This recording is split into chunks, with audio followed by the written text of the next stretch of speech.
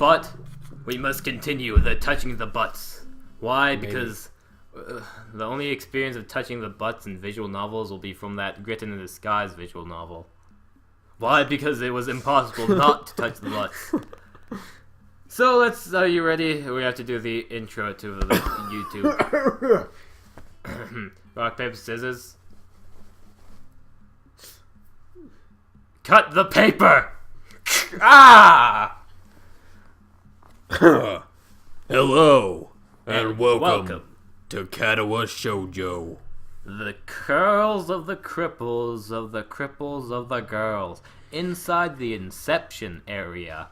This is Fictional Humans Present Katawa Shoujo. I have to admit, your intro was way too badass for what we're doing. Fine.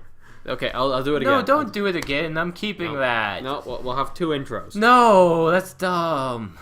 It is, but It's dumb, and it's too dumb for me.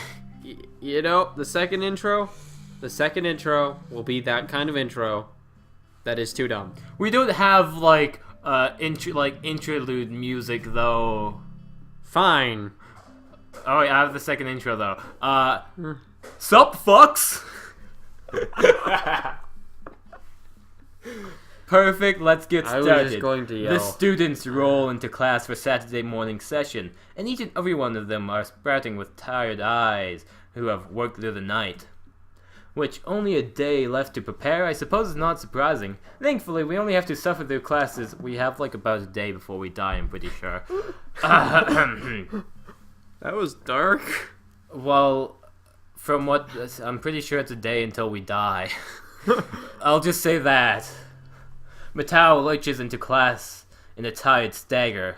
I suppose students aren't the only people here that enjoy the late Friday nights. Without saying a word, he scrawls some pages and questions some numbers on the boards and slumps down at his desk. It's completely Atypical. It's completely atypical behavior for him, but it appears that no one in the class is going to call him out on it. Wordlessly, the students shuffle their textbooks into positions and get to work, not wanting to break the trend. I do the same. Fucking sheep. I am very aggressive today. Fatigue has made the class antisocial. Not a peep is heard amongst the ruffling papers. Can't wait till Misha talks. That can partly be attributed to the two empty seats beside. Oh, right. Misha's not here. They're probably doing council work for the festival. It's very quiet without Misha present. See? I got her down fucking packed. You jelly of how good I am at voicing Misha. I wonder if she was born rowdy as she is, or if she's making up for Misha Shishu's lack of voice. Nagi, can I speak for you a moment? I'm so engrossed about thinking about Misha. I didn't even notice Tao approaching my desk. Sure, what's it about? It's probably better if we speak outside the classroom. Oh god, everyone's dead. Something about this doesn't feel too good. I have the feeling Misha's dead. Matao stands in the hallway, scratching his head as he works out what he's trying to say. Not knowing what's going on, I wait silently. I heard from the school's head nurse that you had an incident the other day. Ah, so it's about that. Well, kind of, but it's not anything to be worried about.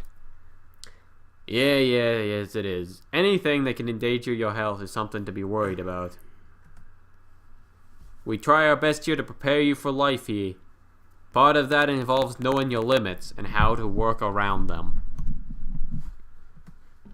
It would be remiss of me if I didn't speak up about this. Alright, I get it, I'm sorry. Matao closes his eyes in frustration, and I realize that this probably wasn't the best thing to say. Something tells me that you're not sorry. Pretend as much as you want, but this isn't a normal school. A lot of people have put a lot of time, effort, and money into make sure that you and every student here can have the same level of education as your peers. For you to abuse that by throwing it aside, especially medical advice, is just plain selfish. I have a feeling he's told us this before. You probably forgot that we tried to record this once before and we fucked up, remember? Good point. That's why we're having deja vu. Oh. Don't worry, the whole time I was expecting Matao to be like, you're a failure as a human being and you should be dead. You should be grateful for my help. You might as well climb that fence up on the roof and try to jump off. Too bad your heart's gonna give out before you can. Wow.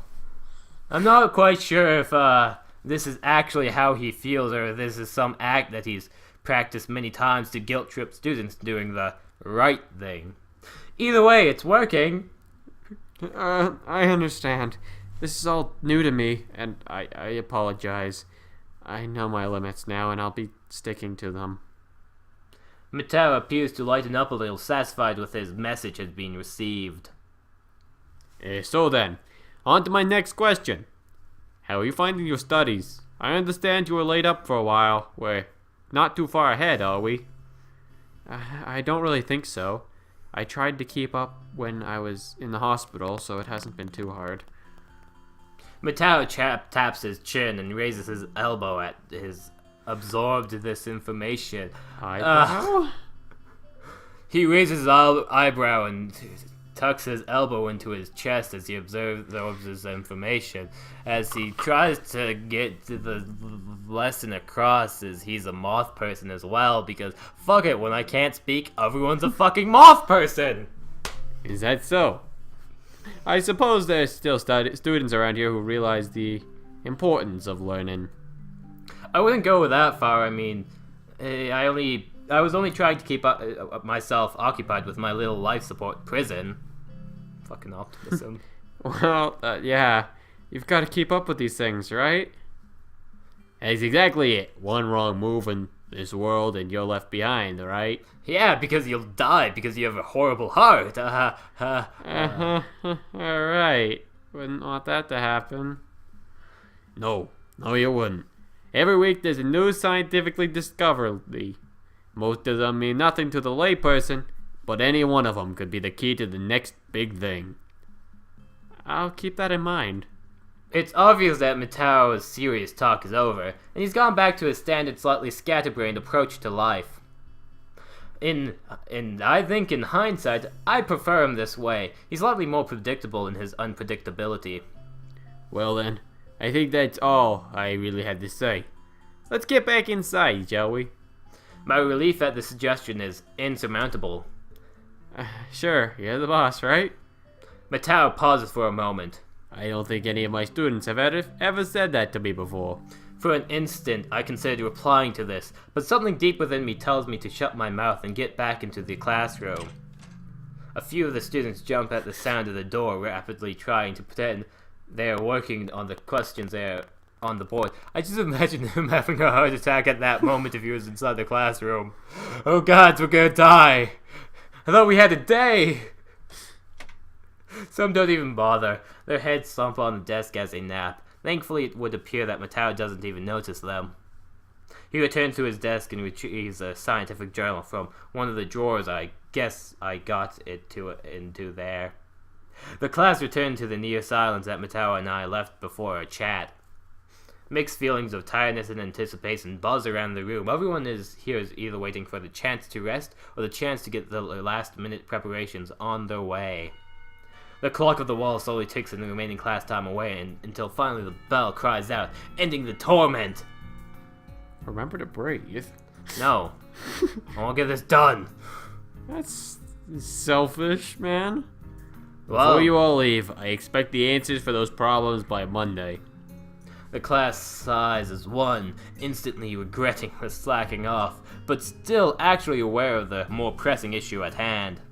The classroom empties in a blink, and as everyone rushes to the last-minute festival preparations.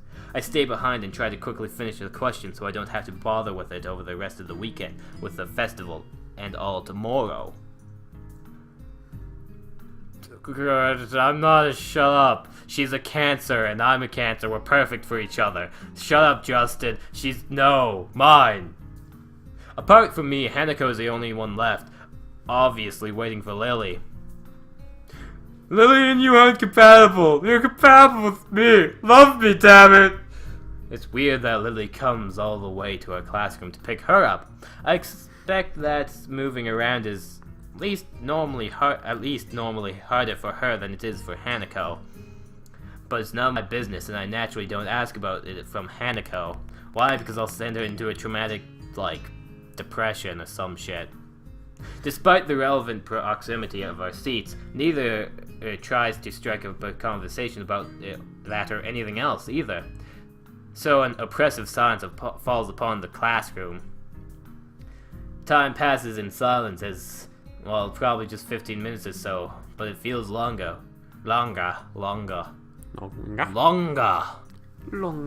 Turn pages of my notebook. Hanako turned pages of the novel she's reading. My pencil lead splinters against the paper just when I was about to finish a paragraph. The sound of an irritated side just fumbling around for a sharpener feels like they're breaking the mood of the classroom. Hanako keeps her eyes firmly away from my direction. Before long, Lily's tall figure appears. Hanako? Her name is all it takes to make Hanako jump from her desk and run to Lily. They talk quietly for a moment, but it isn't long before Lily leaves down the hallway and Hanako idles back into the classroom, taking a seat once again. I watch Hanako out of the corner of my eye with sheer curiosity of the idea that the two would be separate. For a couple minutes, she does nothing but sit with her chin in her hands, staring at the desk dejectedly. She had a smile when she went up to, Lily. I know, it's because she hates us because we tried to talk to her, and now she's never gonna be friends with us. Even though I just want to be friends with her, she's great. Look at her, she's so kawaii and shit. The boredom eventually becomes too much for her though. Her slender frame reaches into her bag and pulls out a small book, wanting to have nothing to do with me because she hates me because I'm dumb and mean and baka. Come to think of it, that isn't the one I saw her reading at all in the library. She must be quite the fast reader to get through them at that rate. It's almost like she has no friends, and all she does is read, unless, finally Lily comes to give her some form of human interactions. But after about 10 minutes of restlessly shuffling in her seat, trying to read, Hanako closes her book and leaves too. As should I, since the assignment is all but finished and there's nothing else to do in the classroom. Not that I have anything where else to go. The school is a beehive of activity. No one pays me any heed. I saunter past classroom filled with students frantically doing this and that, buzzing around like little worker bees. Those small insects. I am the main character. That's why they don't have, visible sight. Pretty much. He just doesn't fucking care to remember their faces. You wouldn't guess a school day is over. It's a bit quieter outside, but not by much. Is the volume too loud out of curiosity? No. Okay, it's just my laptop. People zip by and zap by, left and right, hurrying as quickly as they can, busy and energetic.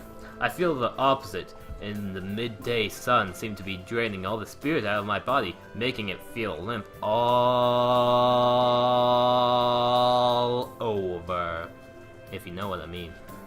Warm, soft air flows inside my shirt, feeling like a cushion. I yawn lazily, thinking about what I should do. I'll drop off my books at the dorms first, and then something I haven't decided yet. Maybe Kenji, no. On the way to the dorms, I spot Emmy coming my way, running despite not having those weird running prosthetics on.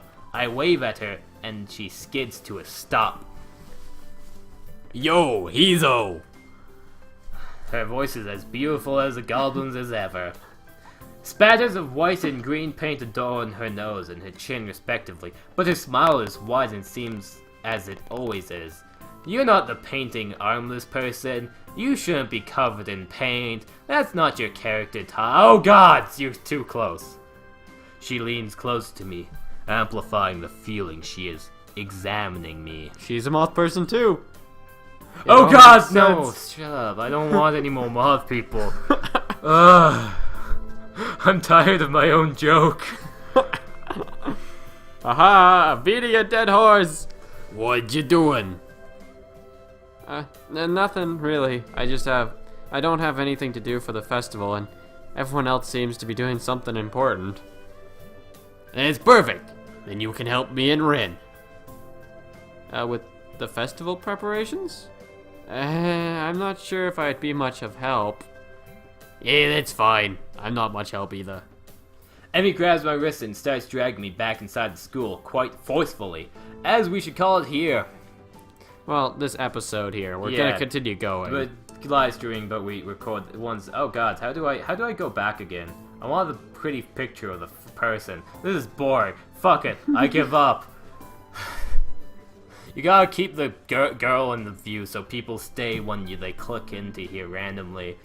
Whatever. I don't know how to go back. How do you go back? Show text history. There we go. See, I'm a genius. Nope. You can't go back in this. No, just leave it at this. Alright. Leave it at People Simulator.